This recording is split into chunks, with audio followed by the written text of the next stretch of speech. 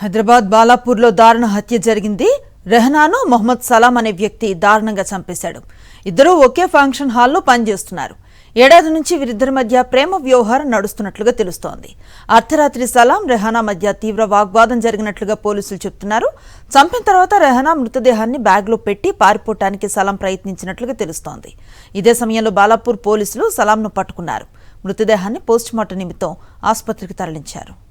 బాలాపూర్లో దారుణ హత్యకు సంబంధించి మరింత సమాచారం మా ప్రతినిధి రవిచంద్ర అందిస్తారు. హైదరాబాద్లోని బాలాపూర్లో దారుణం చోటు చేసుకుంది. బీహార్కు సంబంధించిన ఒక యువతిని 21 ఏళ్ల రెహనా అనేటువంటి ఒక యువతిని అత్యంత దారుణంగా మొహమ్మద్ సలాం అనేటువంటి ఒక యువకుడు దారుణంగా హత్య చేశారు. అయితే వీళ్ళు గత ఏడాది నుంచి కోలివింగ్లో ఉన్నారు. ఇద్దరు సహజీవనం చేస్తున్నారు. అయితే నిన్న రాత్రి వాళ్ళిద్దరి మధ్యలో వాగ్వాదం చోటు చేసుకున్న తర్వాత తీవ్ర ఆగ్రహానికి గురైన మొహమ్మద్ సలాం రెహానాను దారుణంగా హత్య చేశారు. అయితే పెళ్లి చేసుకోవాలంటూ రెహానా ప్రెగ్నెంట్ కూడా ఉన్నట్టు కూడా తెలుస్తుంది.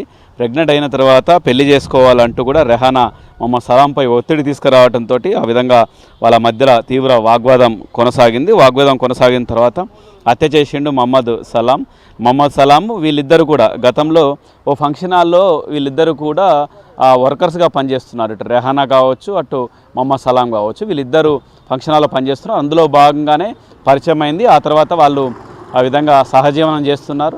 ఆ క్రమంలోనే ఆ తర్వాత రెహానాకు ప్రెగ్నెంట్ కావడం, ఆ తర్వాత పెళ్లి చేసుకోవాలంటూ కూడా రెహానా ఒత్తిడి చేయడంతో మొహమ్మద్ సలాం ఈ విధంగా ఆ వాగ్వాదం జరగటం రాత్రి. ఆ తర్వాత మొహమ్మద్ సలాం రెహానాని హత్య చేసి ఈ విధంగా గన్నీ బ్యాగులు వేసేసి ఒక బ్యాగులో వేసి తరలించే సమయంలో పోలీసులకు సమాచారం వెళ్ళింది.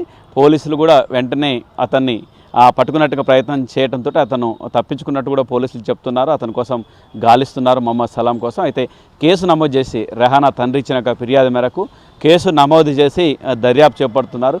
ఇంకా ఏమైనా కారణాలు ఉన్నాయన్న కోణంలో కూడా దర్యాప్తు జరుగుతుంది. రెహానా డెడ్ బాడీని ఉస్మానియా మార్చూరుకు తీసుకొచ్చారు.